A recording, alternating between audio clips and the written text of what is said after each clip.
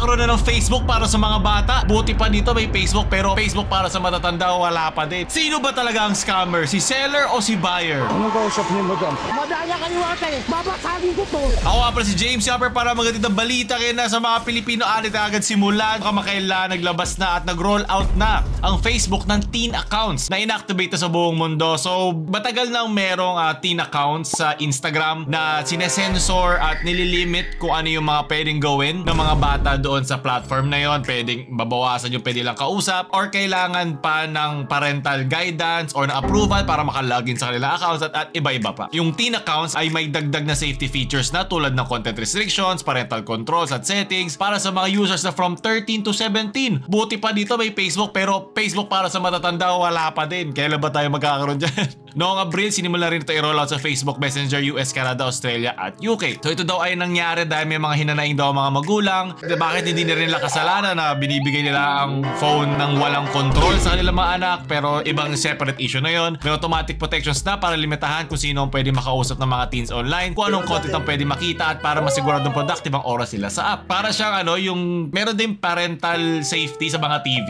Meron din mga channels ini-skipan na pero dahil lost na ang TV, well yung cable TV, ngayon naman ang kanilang kinokontrol ay ang Facebook online. Ito naman ang mas malasa kaysa sa dinaanan natin doon. Kamakailan nagkaroon kasi na nag-viral na TikTok video. Papayito ko yung intro dito. Anong kausap niyo, madam? Hindi pwede, madam. Anong kausap? Hindi tayo maghiwalay. Hindi, madam. Hindi, wait. Sinend ko na yung payment. Kung saan nagkaroon ng pagtatalo ang isang buyer at seller. Ngayon, yung original video kasi nun, hindi blurred. So kita-kita yung mukha ni ate at syempre, na-name drop na siya at nakilala na siya ng buong mundo. Ngayon, bumunta siya ng KMJS at in-air ang kanyang side kung ano yung masasabi niya tungkol doon sa nangyari. Na hindi siya ang scammer, siya ay na-scam lang din. So panoorin natin saglit. Yung nag-message po sa amin is ang pangalan ni Laylay. Inalok daw siya nito ng cellphone. Pagkasundan ay kukunin ko yung phone na binibenta niya sa halagang 31,500. Si Mark agad daw nakipag-meet up kay Laylay sa isang mall sa Baliwag. Ang alam ko po is siya po yun kasi nung tinawagan ko, siya yung sumagot at saka alam po niya yung mga usapan. Ang iisipin ko po is siya po talaga yung kausap ko sa Facebook. Dito, unang-una pa lang, magkaiba na yung mga pangalan ng pareho eh. Yung kausap ng seller, iba na rin doon sa kausap ng buyer. So hindi sila talaga yung nag-usap. Yun yung una-una. Si Laylay ang pangalan ng Facebook page nila eh. Ito yung full video na deleted na sa original poster. Anong kausap niyo, madam? Hindi pwede, madam. Anong Panoorin muna natin ang buo to para may context tayo. Hindi, wait. Sinend ko na yung payment. Sir, kuya, Sinend ko na yung payment. upo ka muna, sir. Check ko lang po, madam. Oo. Tsaka yung Facebook account niyo po kasi naka-private eh. Oo. Kung medyo nakakapag lang din.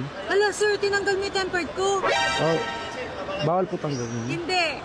1-3 yun. Sige, okay lang po kasi Sinabi dito ng mga netizens na bakit siya nainis at tinanggal yung tempered glass, yun naman ang paraan para ma-check mo kung merong mga gasgas at merong mga imperfections. Normal lang naman yun. check yung Okay, LCD. sure. Ayan ang evidence na 1-4 yan. Pero kay Ate Giselle naman, ito daw ang paraan niya para masabi kung bakit 1-3. Kasi makita mo na may onting butal. Diba? 31 ata yung original na napag-usapan. Apo, madam. Meron din akong dito. Meron din akong parang haka sa dulo, pero panoorin mo na natin ang buo.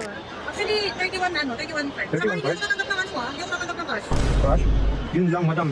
Dapat bang transfer din kami nung isa? Kaso hindi nagsasuccess. Hindi, tayo muna. Dito, kaya daw ayaw niya na cash kasi sinabi niya doon sa kausap niya, nito ni seller, doon sa middleman. Kasi, so isipin niyo lang may dalawang middleman. Middleman siya eh. Kasi magkaiba sila ng kausap eh. Ang ginawa, pinagkita sila nung dalawang middleman na magkaiba ang kanilang parang intindi going in. Kasi doon kay Ate Giselle, ang sinabi niya doon sa KMJS ay parang surprise to sa asawa nung bibili. So yung i-meet up niya dito ay yung friend nung store na gusto niyang bilhan. Tapos ito naman si kuya, kausap niya dito, iba na naman kasi 31,000 naman yung gusto niyang bilhin na phone. Pero dito, ang ginawa ng dalawang middlemen na nag-connect, kesa 64,000, na kaya siya 64,000 naging 30 kasi ida-down niya muna o baka kalahati muna. So yun yung nagawang paraan ng mga middlemen para pagsalpokin tong dalawan to na magkaiba ang kanilang price na ibibigay. Kasi syempre, kung mas mababa yung presyo, mas willing kang parang ipadala na lang kaysa isang buong 60k. Pero panoorin pa natin.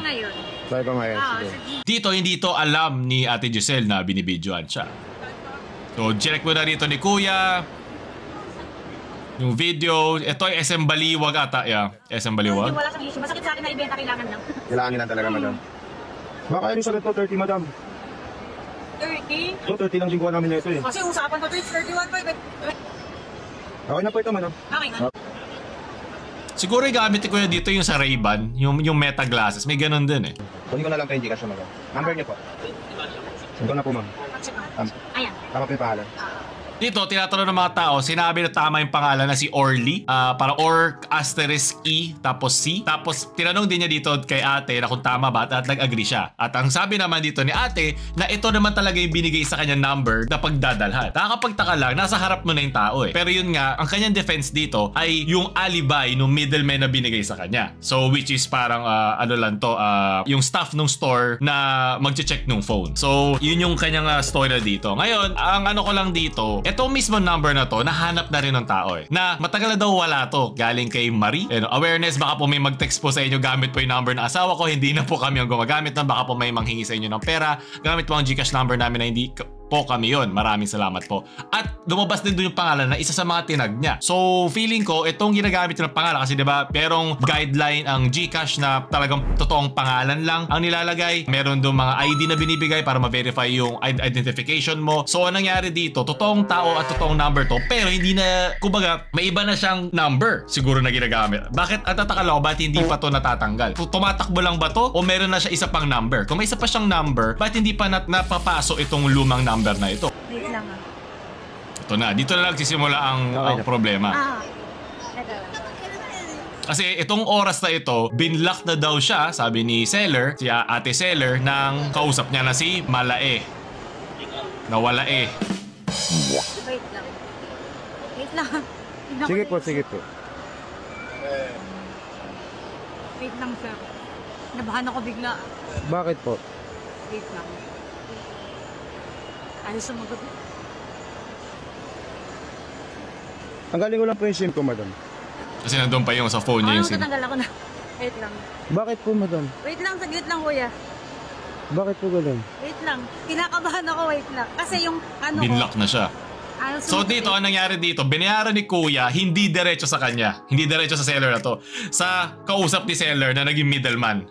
Hindi ko alam bakit kailangan pa ipadala sa kanya, ikaharap na niya. Pero yun nga, hindi kasi siya yung kausap niya dito. As in, sinet up sila nung dalawa daw na middleman. Ngayon, hindi ako pwedeng mahusga sa nakikita ko ha. Kahit medyo may pagkasabaw yung mga ginawa ni ate dito na bakit hindi mo muna dinouble check yung kausap mo before. Pero ganun kagagaling ang mga scammer na pwede ka talaga utuin. Pwede kang paniwalain sa kanilang mga mabubulak-lak na salita. Kasi yung mga screenshots na pinakita niya sa KMJS, sobrang dami, mahaba siya. So matagal yung mga kausap, nag-build sila ng story, nag-build ng story yung middleman na surprise to sa kanyang asawa, di dapat makita. Kunyari, ikaw muna si Orly para di siya magtanong at mahaba pa. Hindi na importante yun kasi alibi naman yun ng middleman. Pero ang habol ko lang naman dito ay yung nangyari kasi para mag-awareness din ito na i-double check, triple check at kung kabado kayo ay huwag nyo na ipagpatuloy yung transaction nyo. Kasi ito, yung nangyari sa korte na magde-decide dito, sila merong ebidensya, meron sila kanya-kanilang mga legal rights na pwedeng itahak para i-defend sa kanilang sarili. Ako, gusto ko lang mapag-usapan yung nangyari para maiwasan din natin ito. kausap.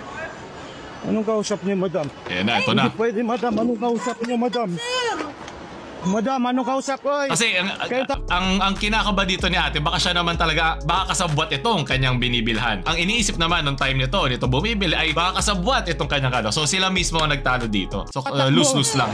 Wait lang, hindi tayo maghiwalay. Hindi, madam. Tinanong kita anong Gcash niyo. Hindi tayo maghiwalay, sir. Hindi, madam. Tinanong kita. Ate, kuya. Sir! Mayos ako kausap. Naka-video ako. Ay, wag ako. Yung Naka-video ako. Ay, wait lang, Ate, wait lang. wait lang, ate, Kuya, ha? tuwa ako. Babasa. Kuya ba? Ano po yan, ate? Wait ka lang, may pera. Madaya kayo, ate. wait Sinend ko lang. na yung payment. Sir, kuya, Sinend ko na yung payment. Hindi mo binigay. Kabago-bago na iPhone mo matutubihan. Sinend ko na yung payment niyo. Walang tempered glass yan. Babakarin ko to. Huwag mo lang basagin. Pre, kakabili mo lang, may gas-gas na. Tinanggal mo pa yung tempered glass. Paano na yan? Sir, pati sasagot. Ay, nagbayad na ako. Sasabihin niya. Sinungaling ka, ha?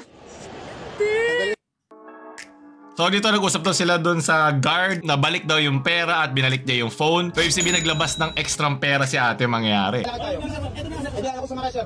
Hindi ako pinipilit dyan. Nasasakay ako dyan. Hindi, pwede po kami maglakad. Maglakad po kami. Hindi, maglalakad dyan. Sama.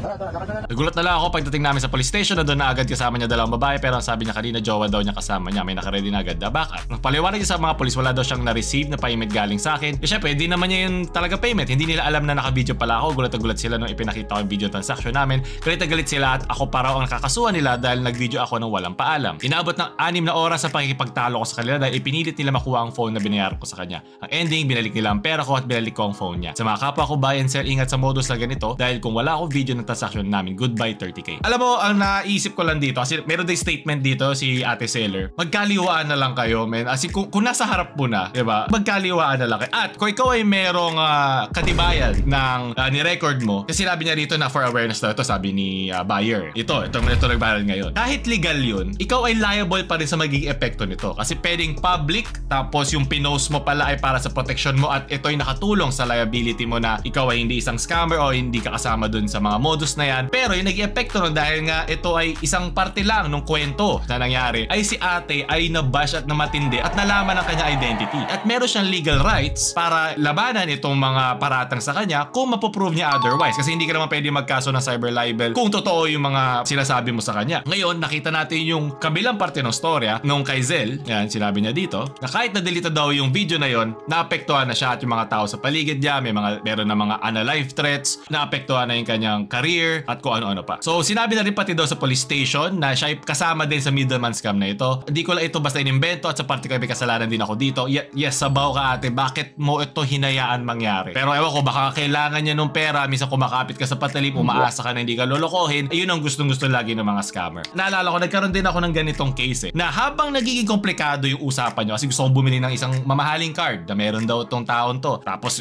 dinala ako sa ibang kwento na kapatid daw niya, ate niya, tapos nandun na sa bilihan, magkikita daw kami dito, tapos nung sobrang dami ng komplikasyon, ang daming gustong rules and regulations, inayawan ko na siya. Bahala ka sa buhay mo. Tama nga aking hinala, after ilang weeks, wala na siyang pangalan, yung default na lang na profile picture ang meron siya. So sana maging leksyon din ito sa parehong buyer at seller kasi pareho din silang naging parte nito eh. Bahala na ang korte sa magiging konklusyon nito dahil tayo ay mga manonood lang. Kaya na bahala ano yung medyo sassy sa inyo dito o hindi. I was pressured to return the 30k kahit hindi daw niya na-receive in the first place. Yes, alam natin kasi hindi mo naman number yun eh. Number yun ng middleman. Alam ng authorities, malino pa sikat na araw na hindi ako yung or na yan. Kaharap ang mga polis, malino na wala akong natanggap na bayad dahil ang Gcash na sinabi ay hindi sa akin, kundi sa kausap ko sa marketplace. Never niya na-receive ang payment personally. Alam natin yan, though transaction was part of a scam that involved a fake identity. Ito yung pinakita niya sa episode ng KMJS. So nag-cooperate sa mga authorities at sinasabi din sa mga content creators sa kalat of fake news. Alam niyo responsibility sa social media, hindi ito laro, but meron ito epekto sa buhay ng tao. Hindi ko po sisisi mga tao na mabilis mag-react, pero sana po ay mag-isip tayo ng dalawang beses bago magpakalat ng mabayan, hindi natin alam ang buong kwento. So essentially, yung gusto niya sabihin ay maging maingat tayo sa mga pinapost natin online. Ang nakakatakot lang dito kasi siya mismo kasama na rin nung nadawit doon sa nabentahan,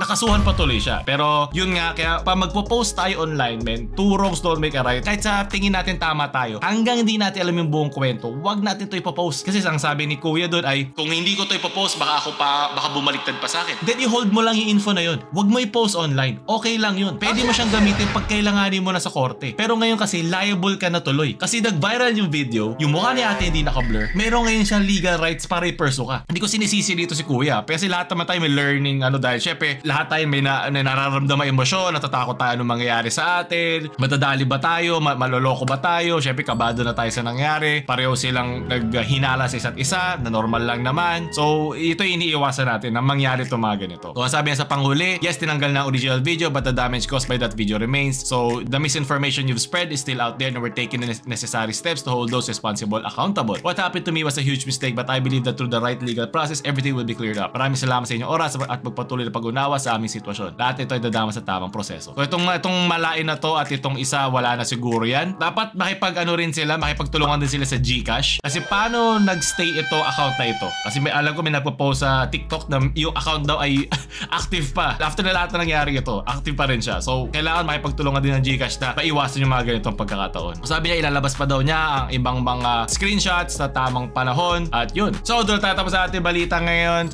Sa mga naghihintay na aking opinion doon, yun lang na hindi ko sila pinahusgahan sa nakita ko eh. Kasi nag-file na sila ng case, kailangan sila na mag-usap tungkol dito. Di lang pag ikaw nag-file ng case, ikaw na yung tama and vice versa. Di lang pag ikaw yung final ng case, ikaw yung mamamali. So siguro may natutunan man tayo dito, mag-ingat tayo sa mga pinopost natin online kahit sa tingin natin tama tayo. Pumunta tayo sa mga tamang lugar, sa tamang mga channels, sa tamang mga legal process para walang balik sa atin. The same way na ito binidyohan niya, kahit nasa tama si Kuya na proteksyonan niya yung sarili niya sa mga ganito pagkakataon. tao. Kasi kung wala lang to, kung sa isang ideal world, wala lang nangyari dito sa transaction na to, didelete lang naman itong video to pagkatapos eh. Pero yun nga, dahil nagkataon na perfect storm, pareho sila na daw na scam, hindi niya na-blur yung video, bumalik sa kanya dahil nag-viral kasi nagmukhang scammer si ate na wala pang pruweba. Diba? Yung mga tao nagko-comment doon sa comment section na sasabing siya ay isang scammer, nakasama siya sa mga middleman. Ito yung mga haka-haka lamang. Hindi mo to pwedeng sabihin agad-agad online, especially kasi inihahalin tulad mo sa isang kriminal itong si ate na pwede siya mag-file ng legal case sa'yo kasi pwede nito maapektuhan ang kanyang livelihood, ang kanyang pagkatao at ang mga tao sa paligid niya. So, yun doon nagtatapos sa ating balita ngayon na. Kung meron kayo update sa kanya sa future, tag nyo lang ako, tingnan natin kung meron nga nagbago at kung tama nga hinala ng ibang tao sa kanya o tama si ate sa kanyang pinakitang case, ang screenshots na siya ay na-scam din. Ako ulit si James Shopper, namamaalam.